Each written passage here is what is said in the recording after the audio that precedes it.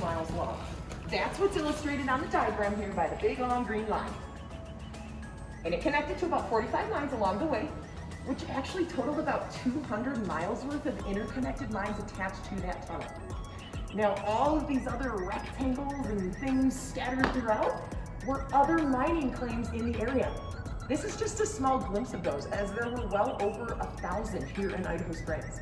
A lot of people looking for gold. Names on?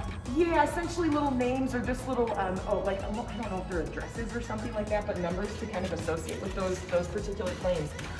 Very many, there's quite a few. Now the first 800 feet of that 4.2 mile long tunnel were drilled by hand. And your most common form of hand drilling was something called double jacking. That involved two guys working together in the tunnel. One of them holds onto this steel drill bit and has it pressed against the rock like so. Then his buddy swings an 8-pound steel sledgehammer and hits the end there. This gentleman with the drill bit turns it a quarter turn, his friend hits the end again, and the process continues. Now, each hit only gets these guys about 1/8 of an inch. Not very far. They did have access to blasting powder and dynamite at the time, but essentially these miners had to drill a certain number of holes into the rock to then load with that blasting powder or dynamite, attach fuses and set those off. Silica type rocks, which produces silica dust when drilled in too. And silica dust is actually like microscopic shards of glass that these men were inhaling for 10 to 12 hours a day. Well, when they inhaled that glass, it would tear up the inside of their lungs. And because they were unable to breathe through the scar tissue that formed after, these men unfortunately suffocated as early as 6 months.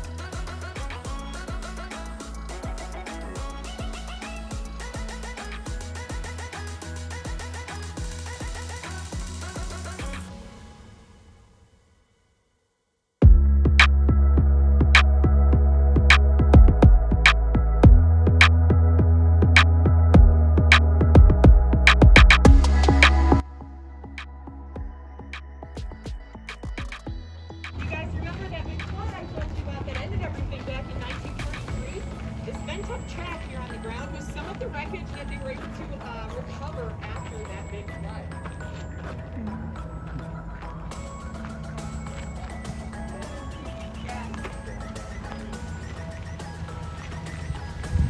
I wanted to mention that Samuel Ross, our visionary behind the tunnel, well, he had a friend helping him out here in Idaho Springs, and his friend's name was Nikola Tesla. Indeed, might be ringing some bells. Because of Tesla's presence here, and actually he did come from overseas along with several other workers to help us out here with our operations in the mill. And because of his presence here in town, Idaho Springs actually had electricity before Denver did. Woohoo! Now, right here was one of the original structures that supported several rounds of, or sets of power lines. Sets that would have extended to various parts of the mill, to these buildings here, as well as further behind them to where our tunnel is located. And there also would have been power lines extending to our power station for the town, which would have been located where the visitor center building is today down the hill. It's got that silver roof down there. And that electricity would have been powered hydroelectrically and would have sustained the town. There would have been a belt wrapped around this wheel that would have been powered with the help of a motor located on the other side of this machine that would have forced air through hoses attached to these parts of our compressor on both sides of the compressor. And those hoses would have extended into various parts of our tunnel connecting to those drills being operated by those miners. Now, what's fascinating about this machine is not only is it one of the oldest pieces of equipment here on site, but it was also developed by Ingersoll Rand. That's a company that still produces similar technology today. It's pretty cool. Now, we did have a second air compressor in this room, which would have been sitting right here to circulate fresh air into the tunnel and into the mine. But it does appear to be missing. We believe during World War II, war trucks came through to take this machine and melt that steel down to use towards the weapons to make guns, ammo, things like that. They were probably planning on removing this one too, because there are no press on it, and it's double, and there's actually a compressor in this machine missing. But it weighs a lot more than this compressor would have. So odds are those guys didn't have the equipment available at the time to lift this guy up and out of here, and there's no way it's coming out of the tangle. So it's staying here with us. I'm not complaining. Now there is a much shinier version photographed that shows what it would look like that during the times of operation.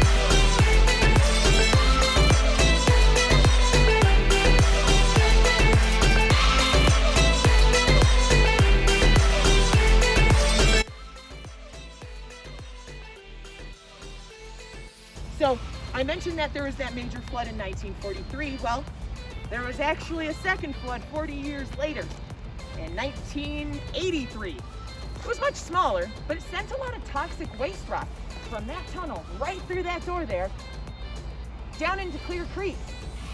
It poisoned off a lot of the aquatic life up here, and unfortunately, it was pretty devastating to the ecosystem. The government deemed this area at that point something called a Superfund site, and we had that water treatment facility installed right there to filter out the water that still naturally comes out of the Argo today at that same 2.7 pH level that those miners were dealing with way back when. Since we've begun filtering that water and then putting it into clear water, we've been able to successfully reintroduce about a dozen species.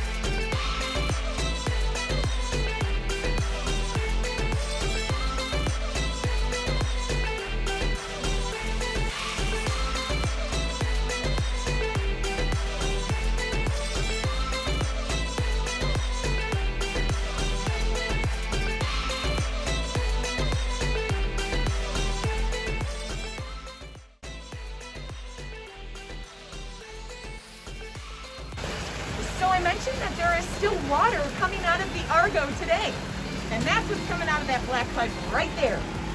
And it dumps beneath that metal grate to be filtered out by our plant over there. Next to me are a couple of nearby mines that are just draining into the same area the Argo is to be filtered out by that plant. Now, I don't know the pH levels 100% on these guys, but I know they're very different from each other. So we've got the Virginia Canyon, whose water is very clear, and there's actually algae that's growing down the slope. You can see it coming around the corner there. Versus Big Five, whose water is a little bit less clear. It kind of looks like lemonade, and actually more often than not it looks like orange juice, and there is no algae growing down that slope. There's actually sulfur that is crystallized on the concrete there.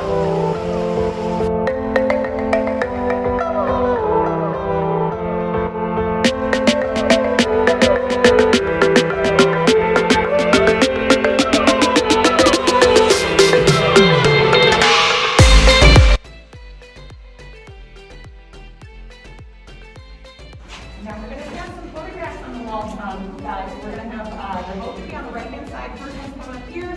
Second one is a little farther back towards the bulkhead. Just take a peek at those. I'm going to talk about them in a second.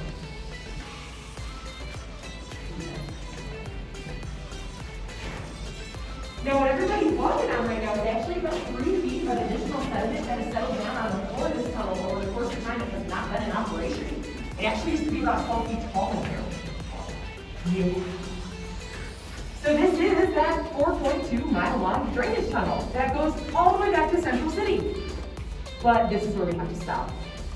Because on the other side of this bulkhead and this 4-foot thick concrete wall is water just like that from the photographs, resting about 4.6 feet on the other side.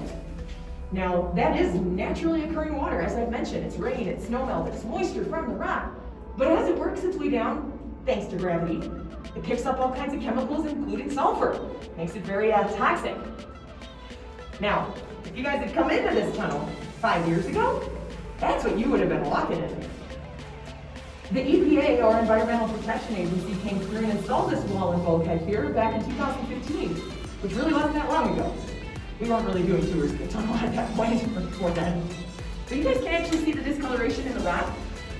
Oh yeah, it gets that high. Exactly. It was about waist deep, give or take. A little bit higher for the mushrooms, of course.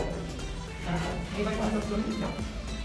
Now, back in the day, this wasn't here. This bulkhead, this wall, this fancy pipe, it was all completely open and accessible to those 45 mines connected to this tunnel. But they still had to solve that water drainage issue. Well, those miners figured it out pretty easily.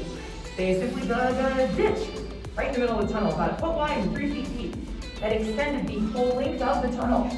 And because Central City sits a little bit higher up in elevation than Idaho Springs, they would just use that downward slope and the help of gravity to just steer this water down and out of here. Easy peasy. Now on either side of that drainage ditch, there would have been sets of tracks leading electrically run ore carts to and from those mines connected to the tunnel. One set of tracks would be leading empty ore carts to those various mines to be filled up with ore. Just a refresher, ore is rock that has your gold in it. On the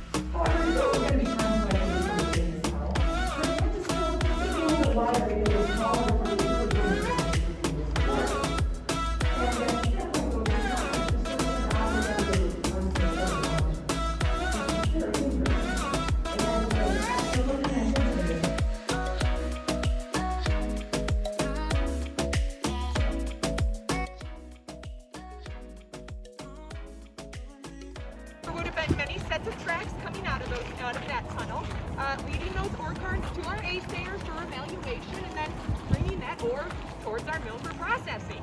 And the first place that ore would make it to is this machine right here. This is called the rotary tipple. Now the rotary tipple is essentially a giant steel cylinder and it has a set of tracks right through the middle of it. You can load 3 full ore cars onto those tracks, crank the lever to lock it in place, and then that entire tipple itself can move down its own set of tracks. Beneath those tracks were ore bins.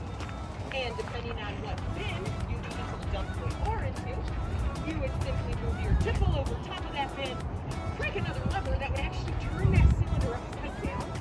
And if you look at the top of that cylinder, there's a lot of cut out spaces. There's a lot of openings. So when it's upside down, gravity turns gravity.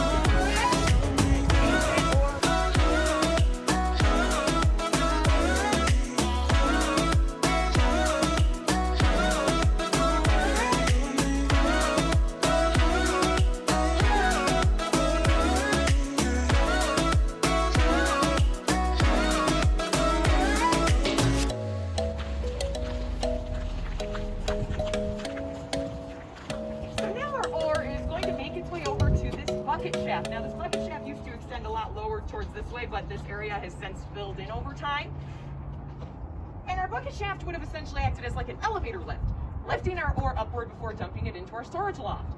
Now, this right here would have looked very similar to what our bucket shaft would have been, but this is more for like agriculture and whatnot. Ours would have been quite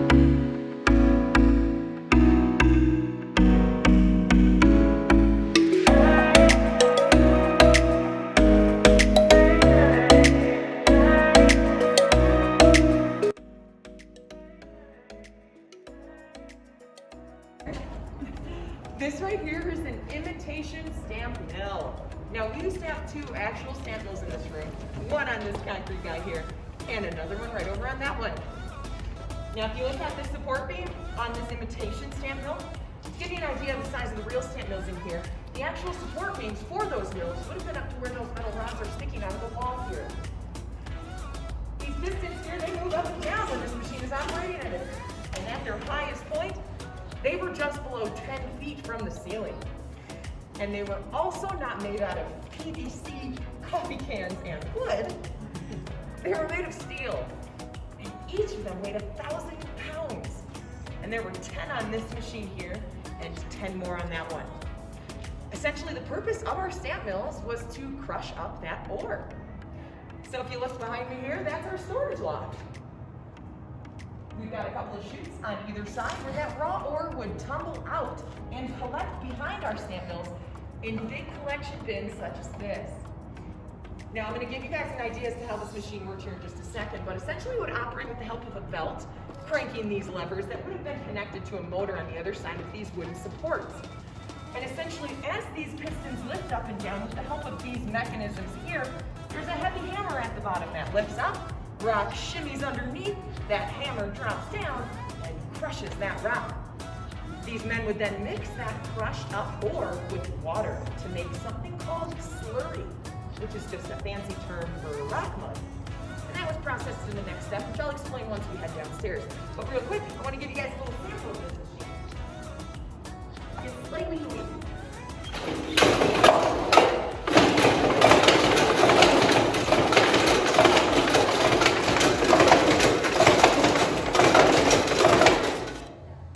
Kind of loud, right?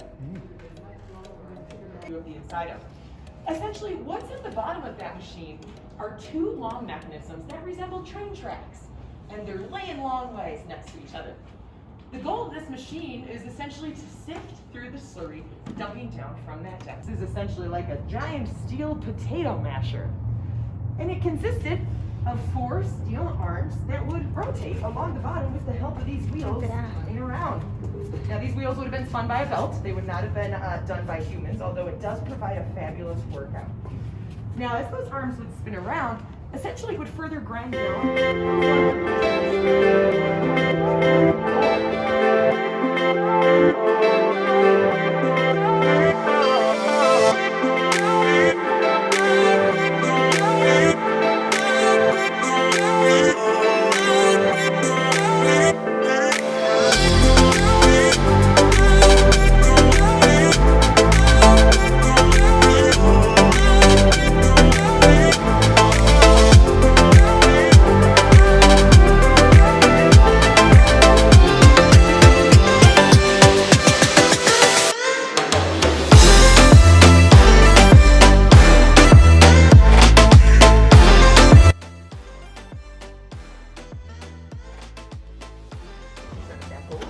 we're knocking out about 95%. Argo mill was the most profitable gold mill in the world. And we have the most extensive equipment being utilized in our mill. So we really were actually the best. Not to toot our horn for it. Essentially, one of the reasons the reason we were using liquid mercury, we'll start with that, is liquid mercury and gold are attracted to one another.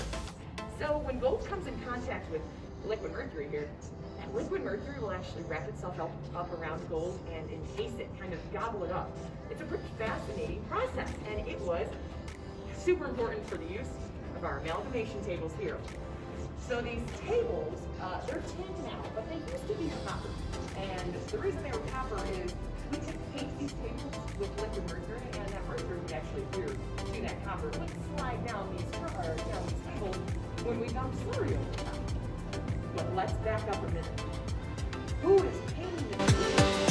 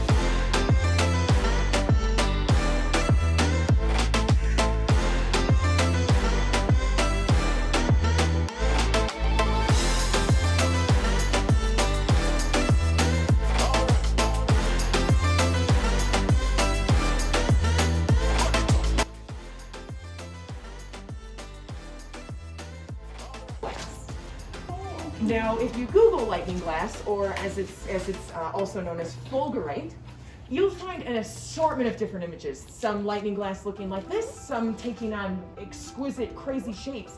It depends on the material the lightning strikes, the heat of the lightning when it's striking, and an assortment of other atmospheric conditions that can decipher kind of what happens to that heat when it strikes that surface. Now, with this sand here, depending on the composition of the sand, you get variations in color. Indeed. Lightning's about 6 times hotter than the surface of the sun when it strikes anything. So it makes pretty short work of fusing sand into glass.